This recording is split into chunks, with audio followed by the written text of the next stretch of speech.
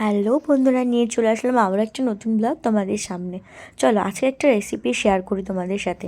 সেটা হচ্ছে পাবদা মাছের লাল লাল ঝাল ঝাল আলু দিয়ে ঝোল। আমার তো পাবদা মাছ খেতে খুবই ভালো লাগে। তোমরা কে কে পাবদা মাছ খেতে পছন্দ করো অবশ্যই বলো কিন্তু। পাবদা মাছের কিন্তু অনেক রকম রেসিপি হয়, তার মধ্যে আমার এই রান্নাটাই বেস্ট লাগে। তারপরে কিন্তু সর্ষে বাটা দিয়ে যে ঝালটা হয় সেটা ভালো লাগে।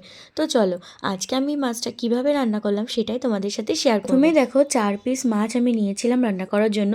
সেই মাছগুলোকে ভালোভাবে কেটে পরিষ্কার করে ধুয়ে নিয়েছিলাম। দেন আমি মশলার মধ্যে কেটে নিয়েছিলাম পেঁয়াজ কুচি, আদা কুচি, কাঁচা লঙ্কা, টমেটো কুচি। এটা দিয়েই কিন্তু এই মশলা দিয়েই কিন্তু আমি করবো আজকে মাছের ঝোলটা। মাছগুলোকে কিন্তু ধুয়ে আমি নুন আর হলুদ মাখিয়ে নিয়েছিলাম। তারপর আলু কেটে আলুগুলোকেও কিন্তু সেই সাথে নুন আর হলুদ মাখিয়ে রেখে দিয়েছিলাম। এবার দেখো আস্তে আস্তে আমি মাছগুলো ভেজে নিলাম এবং মাছ ভাজার তেলেই কিন্তু আমি আলুগুলো ভেজে নিয়েছি। আমি কিন্তু কোনো নতুন করে আর তেল অ্যাড করিনি বা তেল চেঞ্জও করিনি। ওই তেলেই কিন্তু আমি রান্নাটা করব। হ্যাঁ, একটা কথা বলি, আমি কাঁচা লঙ্কা নিয়েছিলাম, তবে ঝাল হয়নি দেখে আমি তার মধ্যে 2টো শুকনো লঙ্কা অ্যাড করেছিলাম।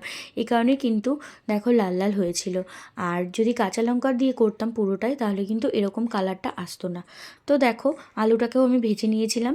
তারপরে আমি যেটুকু তেল ছিল ওর মধ্যে যে পেস্ট করা মশলাটা ছিল ওই মশলাটা ঢেলে দিয়েছিলাম। আর মশলাটা ভালোভাবে কিন্তু কষিয়ে নিয়েছিলাম।